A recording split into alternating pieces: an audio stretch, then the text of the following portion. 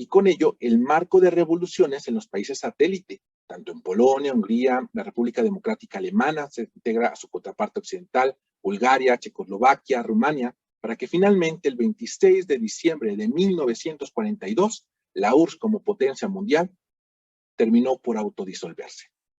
Para el doctor Ricardo Mantil de la Guardia, el reemplazo de la influencia del sistema soviético está en función de la caída de la gerontocracia que gobernaba, al ser expulsada del poder. También en la crisis del Partido Comunista, en la deslegitimación del sistema del Partido Único, que junto a instauración del pluripartidismo y el reconocimiento de la oposición, llevó a elecciones y con ello elaborar nuevas constituciones e instaurar derechos civiles. El doctor Klaus Offe señala que la transición de los países con influencia soviética fue una transformación triple. Primero, en el sentido nacional, articulación institucional de territorios para sentar las bases de pilares del Estado-Nación.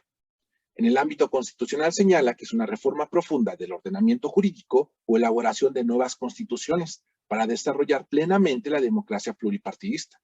Y en lo económico, paso de la planificación a las estructuras capitalistas. Con la caída de la URSS, la hegemonía de Estados Unidos era un hecho, lo que suponía dos efectos importantes en las nuevas naciones. El primero era el reconocimiento a su condición como entes independientes dentro de la comunidad internacional, y con ello la necesidad de relacionarse por sí mismos con el entorno mundial, pero en el marco de la influencia de Estados Unidos, tanto en la OTAN en términos de seguridad militar y en el acceso a créditos en términos económicos. Para la doctora Carmen González Manríquez, los países del este formaban un universo económico diferente, con una integración muy débil en una economía capitalista, reducidas los contactos humanos y económicos, lo que hacía a dichos países dependientes de los créditos internacionales, como ejemplo Polonia y Hungría, los dos con una mayor deuda externa en términos per cápita, y que dicha deuda externa creaba una limitación a la soberanía nacional, lo que en el supuesto llevaba a la búsqueda del nuevo hegemón para salir del problema, en este caso la necesidad del apoyo de Estados Unidos. Para la doctora María del Pilar Barros, lo anterior se materializaba, además del ámbito político, se manifestaba en la ayuda financiera y tecnológica encaminada a la modernización productiva y la recuperación de la demanda de las repúblicas, que antes eran soviéticas. Y es que aunque desabastecidas y con una escasa capacidad adquisitiva, constituyen una relevante posibilidad para extender el mercado de bienes. Para la comunidad europea, la importancia de integrar a los países de Europa del Este implicaba tener una mayor fortaleza, tanto económica como política, en el orden internacional, lo que permitiría comenzar a dejar la dependencia hacia la OTAN y de Estados Unidos. Para ello se dispuso de otorgar ayuda económica, militar y diplomática con la finalidad de evitar conflictos en los nuevos países y que ello entorpeciera la frágil integración que se venía construyendo en la Unión Europea como tal. En ese sentido, la percepción de la Unión Europea era que, con la caída de la Unión Soviética, la ampliación hacia el oriente y la parte central que transitaba a una integración continental era necesaria, ya que su contexto atravesaría el aspecto geoestratégico. El doctor Antonio Sánchez Bayón destaca que con la Conferencia para la Estabilidad de Europa tenía como objetivo facilitar la aproximación a los países de Europa Central y Oriental a la Unión Europea, cuya intención central era sentar las bases para realizar el acercamiento y con ello la ansiada ampliación.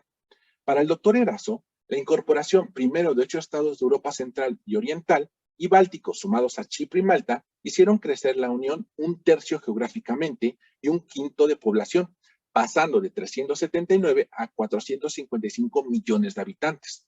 Los nuevos estados incorporados establecieron un severo problema al proyecto europeo, también hay que decirlo, y esto estaba en función del subdesarrollo en el que se encontraba.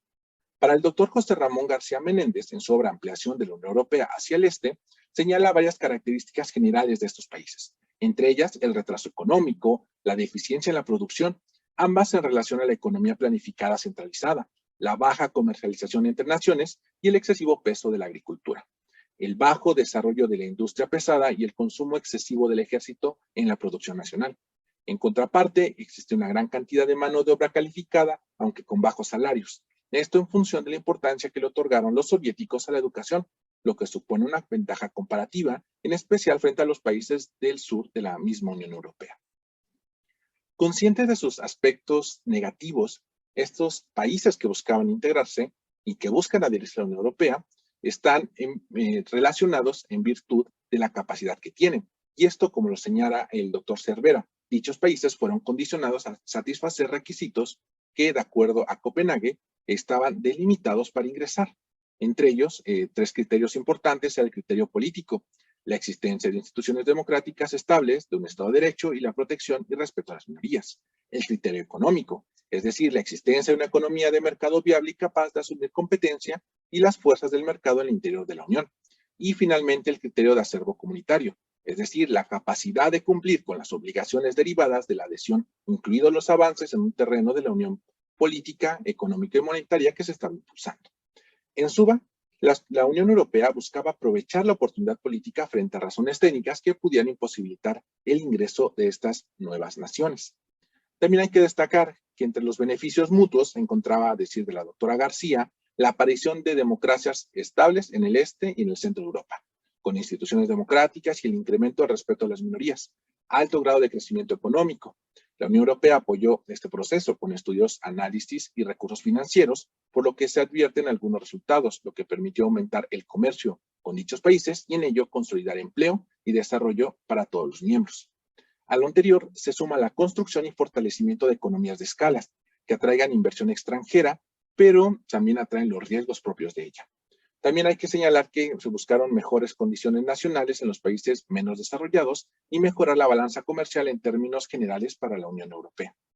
En contraparte, la doctora María Elisa Gentile y la doctora María Liz Ronaldi consideran que el riesgo de la ampliación para el proyecto europeo era en ese momento el peligro del retroceso o parálisis en el proceso de integración comunitaria, ya que el mismo se podría transformar en un simple espacio económico de libre comercio. Sin embargo, en términos económicos, también es evidente las diferencias en las economías, porque mientras Alemania encabeza las de mayor crecimiento, los nuevos países necesitaban apoyo para otorgar servicios básicos desde alcantarillas hasta vías férreas. Lo anterior no ha cambiado hoy en 2021, ya que al hacer un análisis de los resultados de la integración de Europa del Este de aquel 2004 a la Unión Europea a 17 años de ese suceso, los resultados son poco menos que inspiradores. Y es que a decir de la doctora Iria Gesta, 30 años después de la caída del muro de Berlín, las promesas no terminan de cumplirse en Europa del Este. Tras su rápida transformación en la década de los 90, la región continúa la saga de Europa Occidental y su desarrollo no ha sido tan rápido como se esperaba. Tampoco la transición democrática ha sido tan fácil. Muchos de esos países se han convertido en los últimos años en la puerta de entrada del populismo de extrema derecha en Europa, poniendo una piedra más en las ruedas del crecimiento. A lo señalado por la doctora, el problema migratorio se suma, así como el envejecimiento poblacional de estas naciones. Y es que para la doctora Edith Anta, la Europa del Este se caracteriza por el seguimiento al líder, el monolitismo, la dependencia total de la élite al poder central, la falta de sociedad civil y la construcción del poder desde arriba. Concluye diciendo que la influencia de la URSS, aunque ha desaparecido como institución geopolítica, deja una estela que se ha fundido con la naturaleza en una parte de Europa del Este. Si es positivo o negativo, el tiempo lo dirá. El hecho que hoy, a 22 años de la caída del muro de Berlín, el retraso en el desarrollo de sus economías, el excesivo control por parte de sus líderes, la tendencia al nacionalismo xenófobo y la falta de oportunidades para los ciudadanos, quienes emigran, siguen siendo una realidad, y una muy penosa, por cierto. Doctora, muchas gracias por su tiempo. Compañeras y compañeros, les envío un saludo. Muchas gracias a todos.